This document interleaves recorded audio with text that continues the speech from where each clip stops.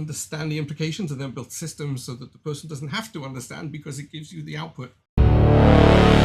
Masterful Leaders for Men Building Business, Family, and Self, hosted by Shimshon Meir Frankel. Our guest today is Jonny Cline, a cross-sector strategic advisor, international philanthropy specialist, and fractional COO who steps into spaces where complexity masks structural decay. Operating across London, Manchester, and Tel Aviv, Jonny leads and advises through Giving LTD, UK Toremet, and the ECAR Collective. He specializes in financial governance, cross-border compliance, and operational infrastructure for high-impact social ventures. Jonny is a clear-thinking operator who is openly allergic to performative noise, bureaucracy, and the systemic compromise that grinds down transformative leaders. He's here to give us the real-world blueprint on how to run impact ventures with the precision of a high-growth startup, audit out inefficiency, and build infrastructure that matters. Jonny, welcome to Masterful Leaders. Thank you very much. Nice to be here. Jonny, you recently pointed out a massive tragedy in the social and impact sectors. The very raison d'etre of a social venture is progress and disruption. Yet the surrounding funding structures, regulatory systems, and risk-averse boards actively reward compliance, comfort, and silence. It creates a paradigm where organizations optimize for administrative stability instead of actual transformation. As a fractional COO and strategic advisor, how do you audit an organization to separate high-value structural compliance from the bureaucratic clutter that stifles innovation and prevents a venture from executing its core mission? Oh, that's a great question. It's a great question. I think you have to look for the oxymoron. The oxymoron that's there, and you have to appreciate its existence and then work around it. This counterintuitive coexistence of compliance, which means that there is regulatory supervision and oversight, which means there are laws and policies that are state policies that tell you how you're supposed to run what you do. But on the other hand, you have a social issue or a social gap that's been identified that can't be overcome by government because it's not seen as a top-down macro priority. It's a bottom-up organic problem that can then be seen to have taken on very, very broad base holding, which means it is a macro problem. But then the government's going to tell you how to solve or how you're allowed or not allowed to act in order to become the expert in the solution for this macro problem. They couldn't do it themselves. So who are they to come in to intervene? Who are they to come and say how much you should spend on things, how many people you should hire, whether you are able whether you're able to receive public funding or not able to receive public funding? That's 100% government's purview because it's the money that's been given to them in taxes.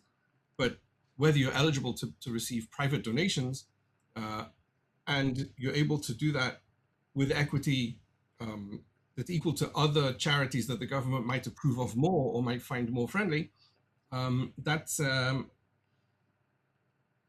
it really is counterintuitive, self-destructive sometimes.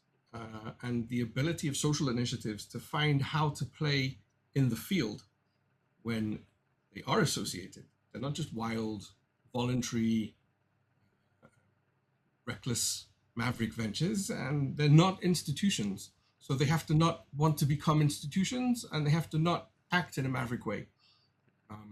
It's a very, very delicate balance to keep, and to take people whose whole value proposition is that I can change this challenge that exists, and to maybe sometimes feel like you're holding them back in order to build a system, in order to make them able to do it better, or at least to be able to tell their story to the regulator in a better way, is itself a challenge and causes friction if both sides don't understand why it has to happen.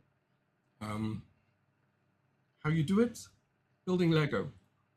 You see a beautiful Lego construction and not like the blooper videos of people knocking them over and seeing them explode, which can happen. But to be able to take them apart and to see, why does that engine work? Why does that wheel turn around and that piston pump? Some of the very, very complex Lego cars that one of my nephews builds. If you can see that, take it apart whilst not damaging it, then you can put it together and explain it further so that he can then take what he built in Lego and maybe build it in the real world as well. To do that on an organizational scale, on a human scale, on a workflow scale, on a financial scale, those are the challenges that people who come just to change, just to be activists, don't necessarily see the need or appreciate the need. And the regulator doesn't necessarily appreciate how they cannot see it and how they cannot understand how that's the only way that things can work. It's living in that void that's in between. And this regulator you're describing, this is because when I think of the government, I think of this sort of massive conglomerate, this entity that is imposing upon you these rules. Is that a person that you're actually able to speak to one-on-one? Is there somebody there Is there somebody to there? form a relationship with? Unfortunately, if there is, it comes down to the personality of the person who happened to pick up the phone. It's not necessarily a built-in structure, even though some governments that I've worked opposite are trying, or at least, well, whether they're trying or paying lip service is still to be discovered. I think they're trying. I think many systems, if you take your normal distribution curve, then they're very, very good in that 80% in the middle. They're even very good in that 10% that's there on the bad side, but the 10% that's there on the good side, people who are really trying to disrupt, to make change, but doing it in a way that maybe hasn't been done before, or maybe causes the government discomfort in the way it's being done. Rather than adapting and seeing that the world has changed, the government will say no first, and then you'll have to persuade them. So sometimes you'll find someone there who gets it, or at least gets the need, and they're willing to see how it might not fit what we're doing, but we can find a way to make it acceptable until the rules catch up. It's a rare find, and you just have to fall. Fortunately, I think is the answer there. Top-down macro systems aren't built to understand disruption. They just aren't. I remember one time, after I'd held a particular position, I was trying to find my next value proposition, and I went to government, to some of the partners that I worked with in the past, and I tried to tell them I was finding it very difficult to describe the value proposition I was bringing them. It was, on the one hand, a fixer, but not a fixer mafia style, a fixer, mechanic style. And when they said, okay, we'd love this innovation, we're just looking in our budget where it would fit. And at that point, you just know it's finished, because innovation can't fit in something that's existed and it's caused the problem. That it has to be an extra mindset, extra as in external mindset, to allow for that innovation to come in, to allow for that self-introspection, systematic self-introspection that says, well, maybe what we've built that worked yesterday won't be right for tomorrow. It's even being challenged today. And if we don't deal with it today, we're not going to be here tomorrow in order for it to be dealt with. I think Kodak found that out. Yes, indeed. So innovation, that's just how it works. It disrupts already existing systems, and they have to be open to change. If we learn, if we're Bible reading people, then we know that there's nothing new under the sun, right? Okay, so there's nothing new, but there's new ways of looking at it. There's new ways of handling it. So it might not be that what we call innovation really is innovation. It might be extreme adaptation, or it might be creativity in plugging together things that nobody's plugged together before. But if that's good enough to make things change, then let's do it. Let's not be afraid of it. I can totally relate to that. It's the chidush is something like I live for it. But But I the am, has to be based on the I'm rules. It has to be based on the principles that are there, yeah, just extending their reach a little bit further, or finding how one principle for A is actually suitable for B if you allow it to. You don't break the rules, you just change the system to fit or to enable the rules to be applicable. I had a great conversation about that with my daughter yesterday. Actually, she was reading Rav Hartman's criticism of Rav Soloveitchik when Rav Soloveitchik was Rav Hartman's Rav on the issue of agunot. Rav Hartman gave a lot of criticism, but said at the end of the day, I completely respect my rabbi. I just see how these things have to be able to be applicable in places where it causes discomfort to him because of the world he comes from. mhm. There's your Jewish aspect for it. Yeah. Well, that discomfort that you're describing is, I think, the key to innovation. To be able to embrace that level of discomfort. Some people think so. Um, I do cause people discomfort sometimes. I've been told that. But the way that they do it is actually, I can't remember who said it, that you'll never reach the other shore if you're afraid of leaving the one that you're setting out from. But you go back to Hansel and Gretel. If you don't leave the breadcrumb trail, you're never going to be able to find your way back or how it connects to the source. You might be great in finding, the house made of sweets, but it's going to get you killed if you can't find your way back out of it. So you have to keep that connection to what is there, and I think that's maybe where the compliance or the systemization of innovation comes in. I think that's something. If 20-year-old me was hearing 50-year-old me talk, he would be so disappointed. He really would. Yeah. But it's incredible the things that you discover on your journey and actually find fun in them, which I think that was my biggest surprise on the way, that I find fun in back office. That's amazing. It sounds like you're saying you never let go of your roots. You don't ever uproot yourself because you always have to find your way back.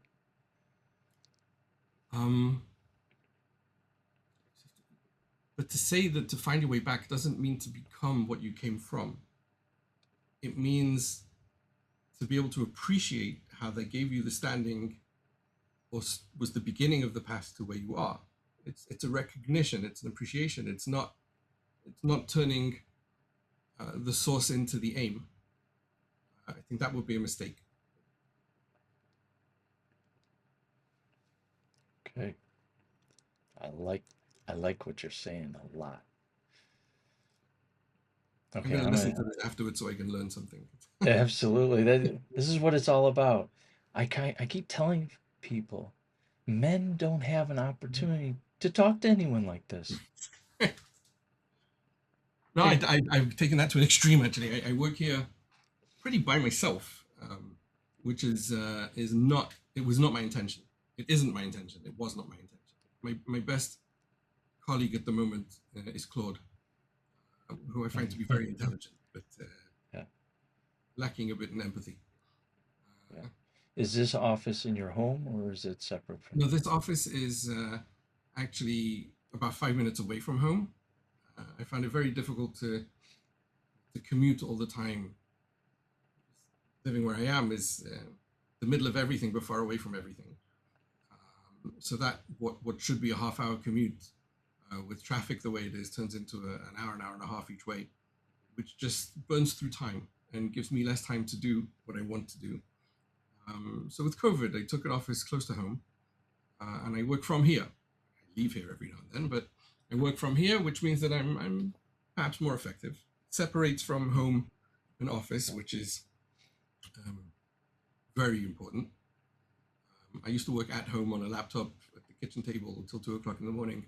after my kids went to bed, but then my kids started going to bed later and later and later, which meant I just couldn't, and then they just stopped going to bed at all, which meant there was no time. So this Yeah. separation is important. It's actually only this year I started leaving my computer in the office, not taking it home just to bring it back unused. So that was with COVID. And with COVID and stopping flying, so my work had to change and adapt. And it has done. Hopefully it will succeed on this path. Yeah. Oh, man. So since we're talking about family, I'll set you up for a family question. Go for it. Okay. Okay. Running cross-border operations, mastering multi-jurisdictional tax frameworks, and constantly traveling between major international hubs requires an intense amount of cognitive load. For an executive managing this level of complexity alongside ADHD, for example, the boundary between professional hyperfocus and family presence can easily blur. When your professional life demands absolute adherence to the fine print and constant international travel, what specific systems or personal rules have you engineered to ensure you can fully disengage from the global spreadsheet and show up predictably for your family? Wow. Okay. First of all, I learned from my mistakes. I didn't necessarily know I was making the mistakes at the time, although the signs were all there.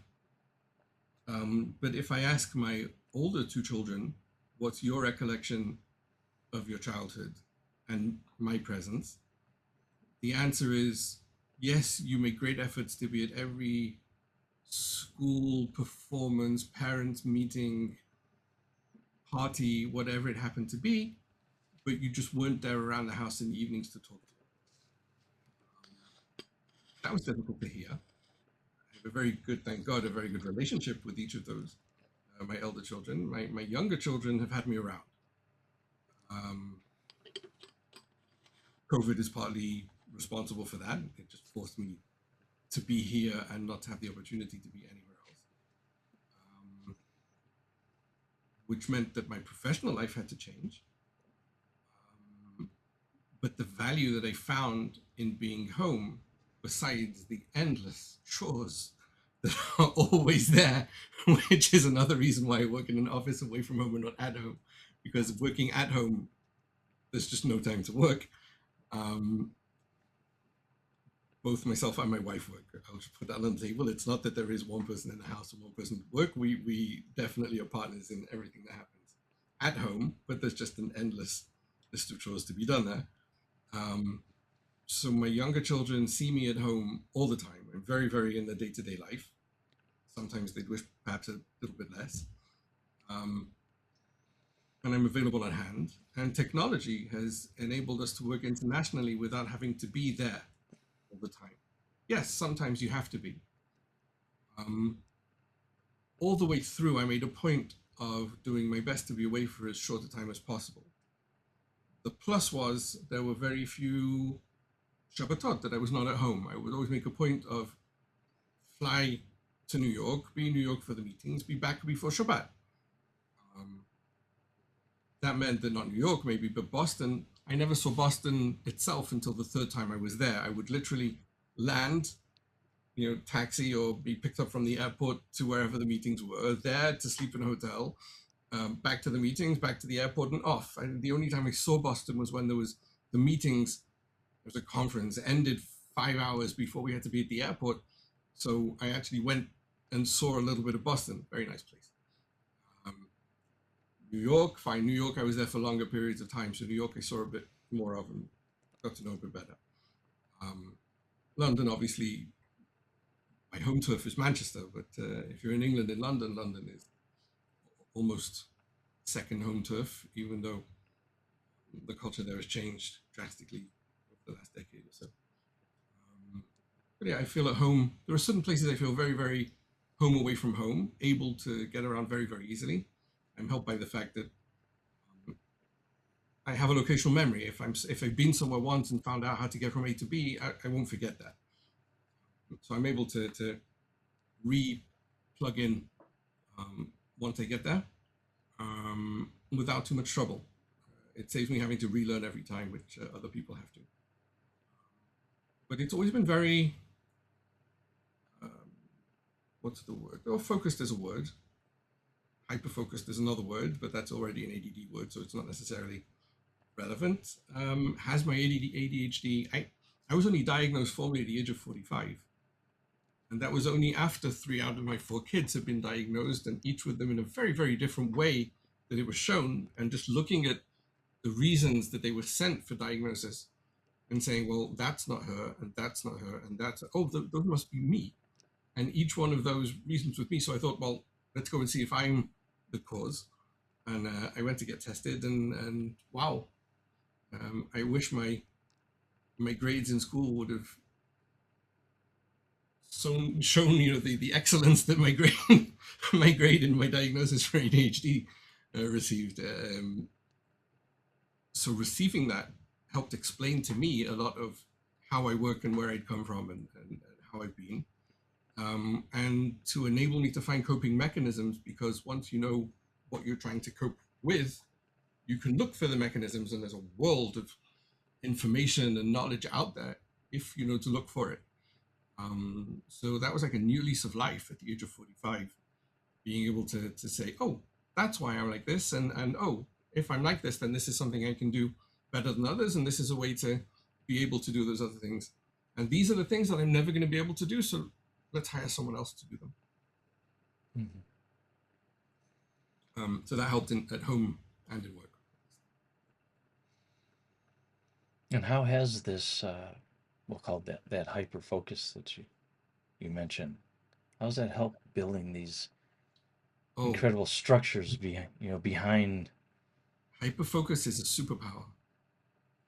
My 10-year-old has ADHD, and he refuses treatment. He's very, very resistant to treatment. Although that's the thing that will help it. We've tried coping mechanisms, we've tried other things, but he really needs a bit of help, and he's very resistant to it.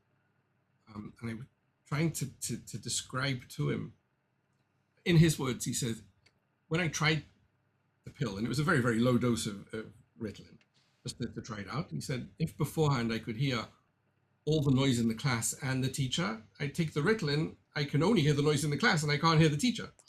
So, well, that's great. That means you can hear one channel and not both channels, but you have to learn how to tune into the right channel. It's a superpower.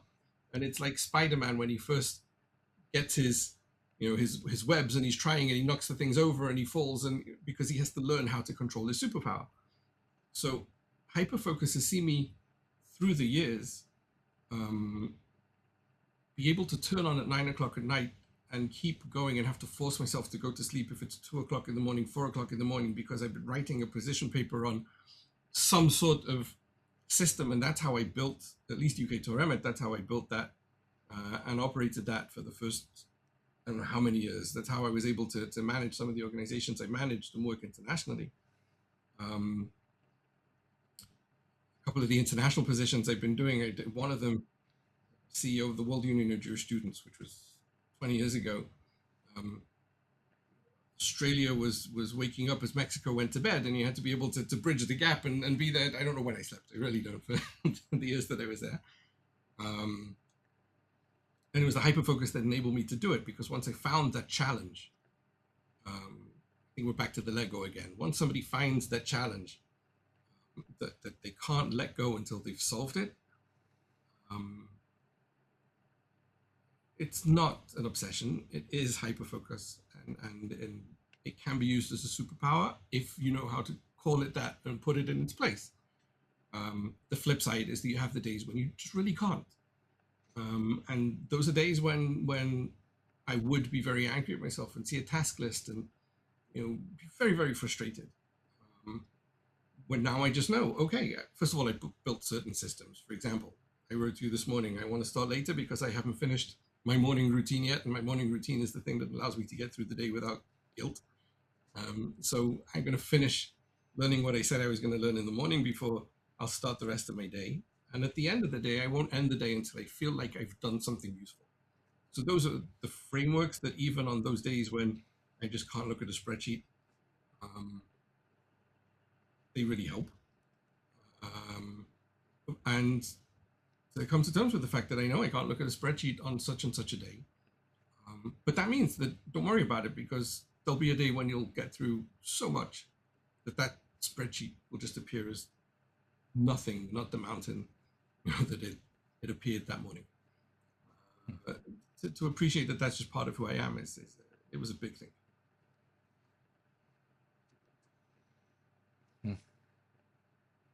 It's fascinating, your son's description and the switch, the little change that took place there. Yeah. Because it makes me, I find the brain just wondrous. For example, if you go to the symphony orchestra, we're capable of both hearing the entire symphony as a unit, as one, but if we really hyper-focus, we can even hear one instrument and hear each little note that instrument is playing, or step back again and hear how it fits into the whole. But not everybody can. I think you've taken that as a given that everybody can. There are some people who just come out and say, that was really nice. And there are other people who say, oh my goodness, did you see when the first violin did this, but then the cello did that in response? And the other person will say to them, no, I just thought it was really pretty. They both heard the same thing. They both probably appreciated it just as much, but in a very, very different way. Between my wife and I say, and of course, we listen to music, songs, right? And she'll hear the words and I'll hear the music. Sometimes we'll both hear both, but on the whole, I didn't hear the words that she said because that's not where I was listening.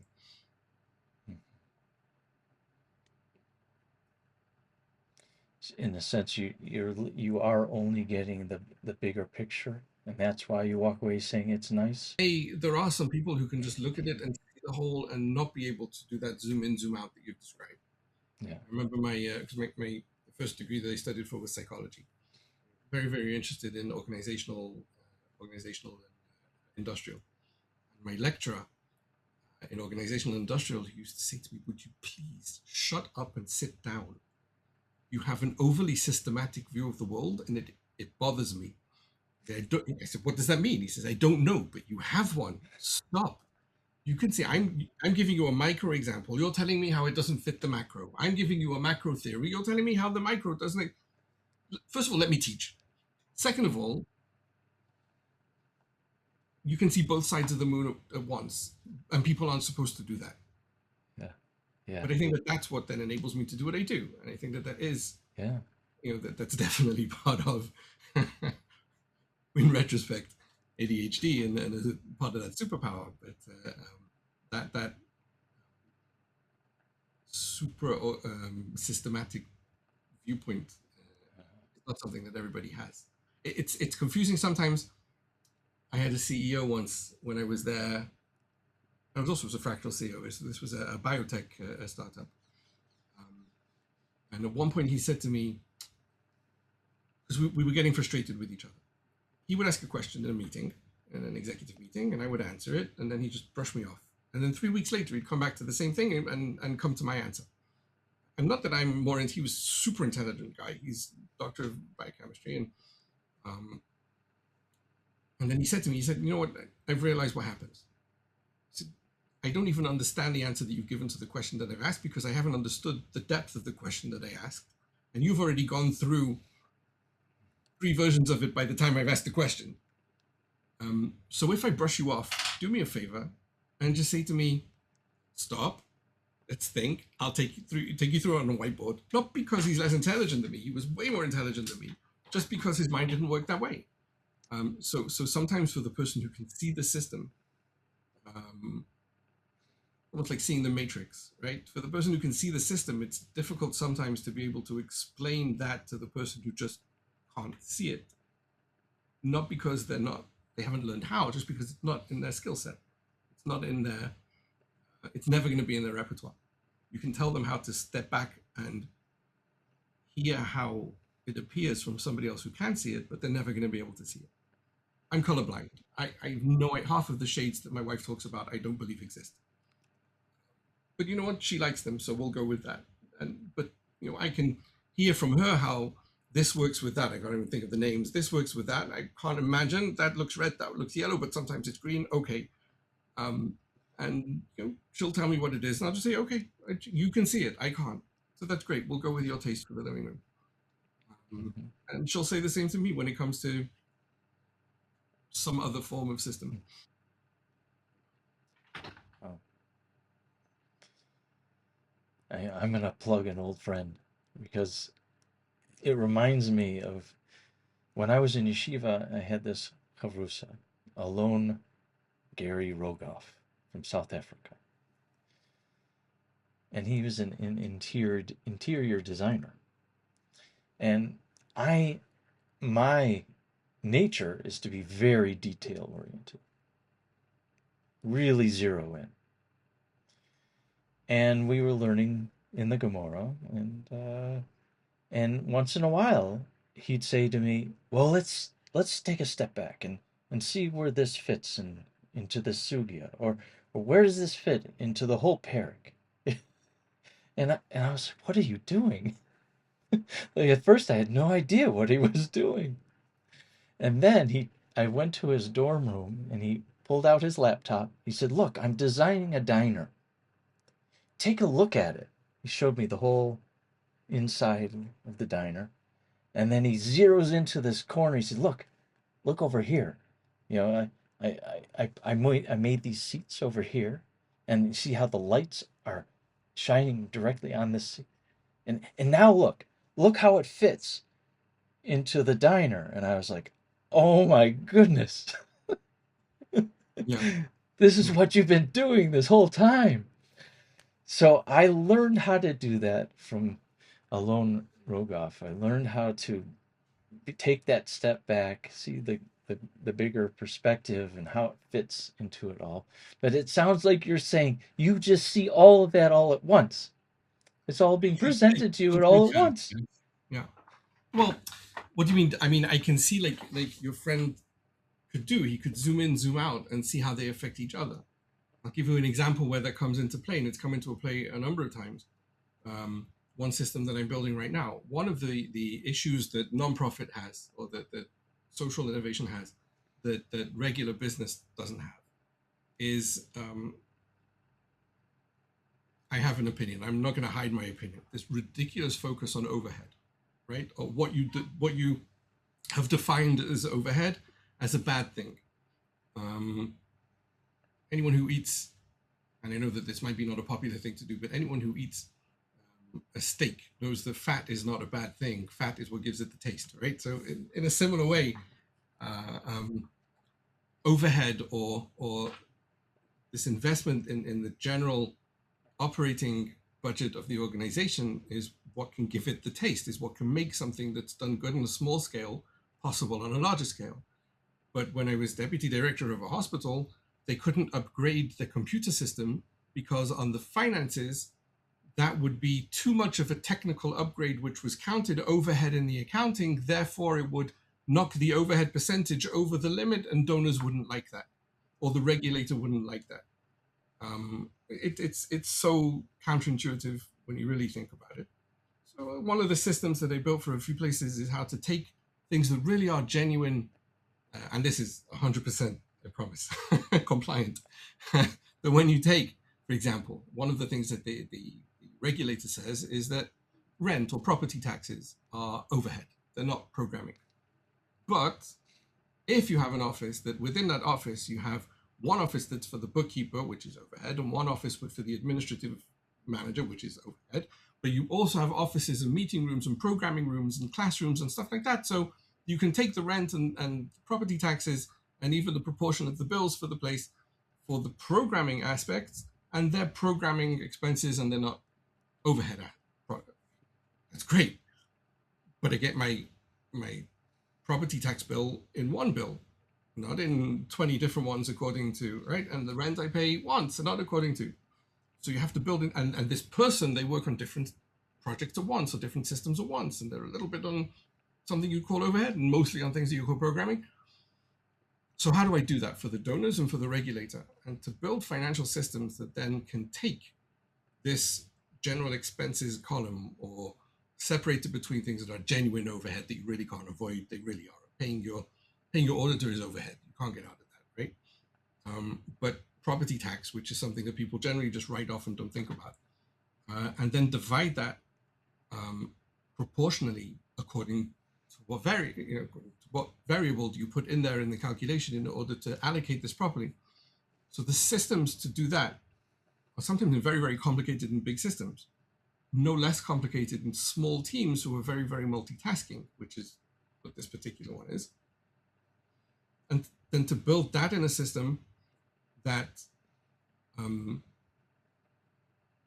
a bookkeeper or a payroll clerk or somebody who doesn't have to appreciate the complexity of that system and redo it every time can then enter in, this is what, this is what Shlomo cost this month, and then have it divided up into the right way so that it's presentable and acceptable and compliant. That's the type of system that I can see, and I can see the complexity of it when I look at the question. That other people just show me how to do it. Where do I put this number? Where do I do this? And where does it come out of the report at the end of the day? And then when you start going into it and explaining to them the question, they've gone. They just, it's way, boom, that's not what I thought was implied. Understand the implications and then build systems so that the person doesn't have to understand because it gives you the output straight away. That's the type of system that I build. I hope you understood that. Yeah, I'm following you. It's a very Gemara type way of looking at it. It really is. Yeah. But then I'll tell you a Gemara story that shows something else. We were learning Baba Kama. Baba Kama is all about damages, right? And there's a picture in Baba Kama picture. I can see the picture. Right? Picture of Baba Kama of a camel is walking through a marketplace, right? And you have the stores on the side, and the people have their tables, whatever, in front of the stores where their wares. Their wares, kind of showing them, but also on the land that isn't really theirs. It's theirs, but it's not theirs. Where the cafes put their chairs and tables outside. And this camel's walking down, and there's something called a tzor. A tzor is when a camel or a cow would step on a piece of gravel, and it would be sent off, in a different direction. It's not intentional. The camel didn't mean to do it. It's just, all of us literally a pebble. Yeah, we've all driven behind a truck that has sand, and it's kicked a pebble our way and it's smacked on the windscreen. We've all seen that. So this type of tzor, what happens? And this is the question that the rabbi was trying to talk about. He was talking about what happens if the camel's walking down this thing and the camel falls on you. What do you do? Now, the question was, who's responsible? Who has to pay the damages? What happens if you're injured? Who has to save you? Me, I went somewhere completely different. This is in Hebrew, fine. So he's walking, he says, what do you do if your camel's walking down there? V'nofel gamal. And I said, Ashir al Hashem. He goes, what do you mean? He said, Ashir al Hashem ki gamal alai. He goes, no, Johnny, no, that's not, no. So how did you get that? Oh, I get it. Gamal alai, Ashir al Hashem. Okay, completely different. Gamal, from that point of view, is gomel, right? Is showed me chesed, right? Yeah. That's where my mind went. So, and people are looking, it takes them a second, and then a couple go, Those are the things where my wife, were she to be there, would go, oh, Johnny, no. Yeah. Yeah. Well, Johnny, I don't think you were off.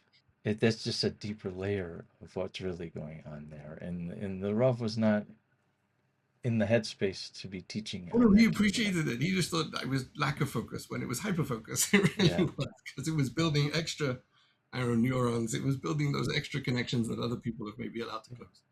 Absolutely. Because that was honestly also happening.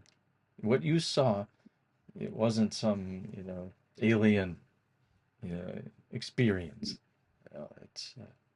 That's really there.